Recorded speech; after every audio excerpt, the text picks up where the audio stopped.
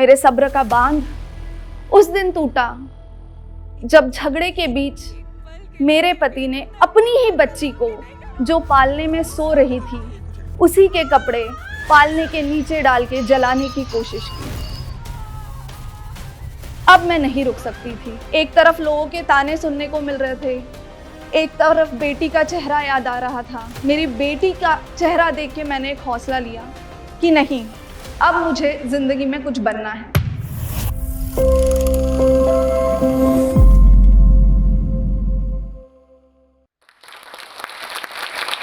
अस्तित्व की उड़ान भरी है मैंने, डोर अब मेरी कोई खींच नहीं सकता। सपनों की इस उड़ान में रफ्तार को मेरी अब कोई रोक नहीं सकता। नमस्कार, मैं प्राची, नागपुर के एक साधारण घर में पली, 2 भाइयों की लाडली, चुलबुली, नटखट, पापा की परी। अपने लिए एक MSc किया, MBA किया और इस दौरान मुझे प्यार हो गया। वैसे प्यार करना कोई बुरी बात नहीं है, लेकिन जब यही प्यार नर्क बनके तुम्हारा जीवन खराब कर देता है, तो मौत से वास्ता ज्यादा और जिंदगी से चाहत कम लगने लगती है। घर में टेंशन्स थी, घर की टेंशन्स बढ़ती गई, जिससे प्यार किया उसकी तरफ झुकाव बढ़ते गया।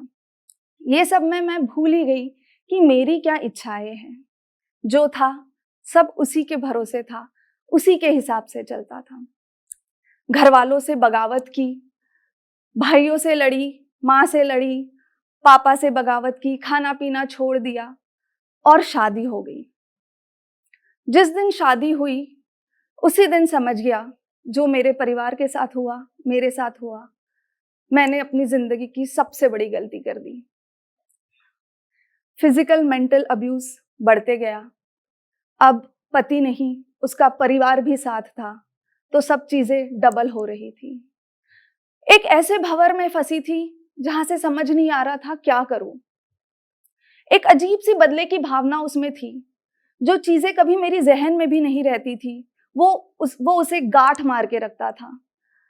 इस दिन तुमने ये किया, उसका ये बदला है, उस दिन तुमने वो किया, उसका वो बदला है। उसके बदले की भावना इतनी ज्यादा थी कि मुझे समझ ही नहीं आ रहा था कि हो क्या रहा है। एक दिन ऐसे ही हुआ, मेरी बच्ची, मैं 4 मंथ्स प्रेग्नेंट थी। मॉर्निंग सिकनेस था, इसलिए ज्यादा कुछ काम नहीं कर पा रही थी। मैं उठी, जो कुछ अपना नाश्ता वगैरह बनाना है वो सब बनाया, घर का झाड़ू पोछा किया, क्योंकि जब शादी हुई थी तो घर की जो मेड्स हैं उनको निकाला गया था, ये सोच के कि अब मैं आ गई हूँ तो सारा काम मैं ही करूँगी। 4 मंथ्स की प्रेग्नेंट मैं मॉर्निंग सिकनेस के साथ जो कुछ काम कर पाई। वो उठा, उसने मुझे पूछा कि तुमने क्या किया अब तक। मैंने बोला यार मुझे तबीयत ठीक नहीं लग रही थी, तो मैंने घर का झाड़ू पोछा किया, जो कुछ करना है, रंगोली वगैरह सब डाला, नाश्ता बनाया सबके लिए। तो बोला बस इतना किया। मैंने बोला मुझे तबीयत ठीक नहीं लग रही है। उसने मुझे बोला घड़ी देखो। मैंने घड़ी देखी। उसने बोला झाड़ू उठाओ, घर झाड़ो। मैंने घर झाड़ा। उसने मुझे बोला देखो अब कितने बजे हैं। मैंने बोला 15 मिनट हुए हैं। उसने मुझे बोला अब पानी लो, पोछा लो, पोछा लगाओ, देखो कितने मिनट हुए हैं। मैंने घड़ी की तरफ देखा। ऐसे करते करते करते उसने मुझे सारे काम घड़ी के हिसाब से करने के लिए बोले, और ये सब करते वक्त उसने ये बोला कि तेरे घर में शादी के लिए तुझे तो बहुत लेट होता था, शादी से पहले, ये उस चीज का बदला है। मैं उसे समझा ही नहीं पा रही थी, या वो समझ नहीं पा रहा था कि मेरी तबीयत खराब थी। अग्नि साक्षी सबने देखी होगी, बस वही चल रहा था। मुझे घड़ी के हिसाब से हर चीजें करने के लिए बोली। एक 4 महीने की प्रेग्नेंट वुमेन को हर चीज बस सह रही थी, बस चुप थी, इसलिए क्योंकि एक था कि कभी तो चीजें बदलेगी, अपने मन से शादी की है, कभी तो चीजें बदलेगी। लेकिन ये नहीं हुआ और सिलसिला चलता रहा। इतना ज्यादा अब्यूज बढ़ गया था कि अपने ही पेट को जोर जोर से मारा करती थी कि किसी तरह ये बच्चा मर जाए। क्या सोचती, क्या करती। लगता था जहां मेरा ही कोई वजूद नहीं है, वहां इस नए बच्चे को क्या दूं जहां मुझे ही सांस लेने का हक नहीं है? वहां इस नए बच्चे को एक नई सांस कैसे दूं? टूट चुकी थी, पूरी तरह टूट चुकी थी। लगता था मर जाऊं, फिर लगता था पेट में बच्चा है, क्या करूं? लेकिन नियति को कुछ और ही था। दुर्गाष्टमी के दिन मुझे एक प्यारी सी फूल सी बच्ची हुई, जिसकी खुशी सिर्फ मुझे और मेरे घर वालों को थी। मुझ पे ताने क्या कम कसे जा रहे थे, अब मेरी फूल सी बच्ची, छोटी सी बच्ची पे भी ताने कसे जा रहे थे। मेरे सब्र का बांध उस दिन टूटा जब झगड़े के बीच मेरे पति ने अपनी ही बच्ची को, जो पालने में सो रही थी, उसी के कपड़े पालने के नीचे डाल के जलाने की कोशिश की। अब मैं नहीं रुक सकती थी। जितना टूट गई थी उतना ही ज्यादा हौसला बढ़ गया था। पापा को फोन किया, बुलाया, सब बताया। पापा बोले क्यों छुपाया? मैंने बोला मर्जी की शादी की थी, आपसे लड़ के की थी।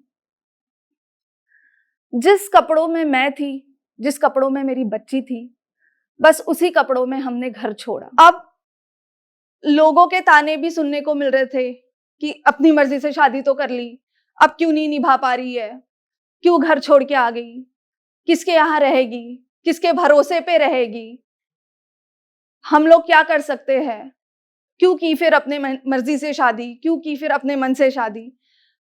समझ ही नहीं आ रहा था कि क्या करना है। जिस अंधेरे को मैं महसूस कर रही थी, मैं उसी अंधेरे में और धकेलती जा रही थी। एक तरफ लोगों के ताने सुनने को मिल रहे थे, एक तरफ बेटी का चेहरा याद आ रहा था, एक तरफ सोच रही थी कि अब मर जाऊं कि तब मर जाऊं, मैं क्या करूं। बस ये सोच के साथ मेरी बेटी का चेहरा देख के मैंने एक हौसला लिया कि नहीं, अब मुझे जिंदगी में कुछ बनना है, एक मकाम हासिल करना है।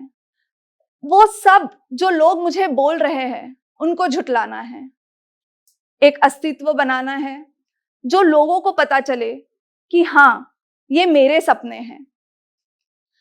यहां से एक नया स्ट्रगल शुरू हुआ। कॉम्पिटिटिव एग्जाम की तैयारी शुरू हुई, कॉम्पिटिटिव एग्जाम की क्लास लगाई।